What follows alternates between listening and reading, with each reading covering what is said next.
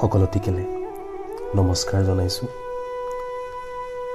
আজি আপোনালোকৰ সন্মুখত এটি স্বৰচিত কবিতা লৈ আহিছোঁ। কবিতাটিৰ শিৰোনাম দিছিলোঁ মই পোহৰ নেলাগে। এবেলা এমুঠি পালেই হ'ল, জানেনে আপুনি? জীয়াই থকাৰ হেঁপাহ আমাৰো আছে। চালিৰ ফুটাটোৰে সৰকি অহা বৰষুণ টপালটো কিয় ভাল পাব শিকা বহু বছৰ হ'ল। নিমখ ফাটেৰে বোপাহঁতৰ হাঁহি জুখি চোৱাও বহুদিন হ'ল। আমাৰ হাত পতাৰ ইচ্ছা নাই,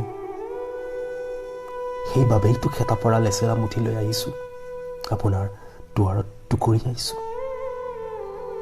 পোহৰ নালাগে, এমুঠি এন্ধাৰকে দিয়ক, এন্ধাৰকে সাৱটি নিশাটো কটাম, বুকুত প্ৰথম পোহৰ জাকৰ সন্ধান লৈ।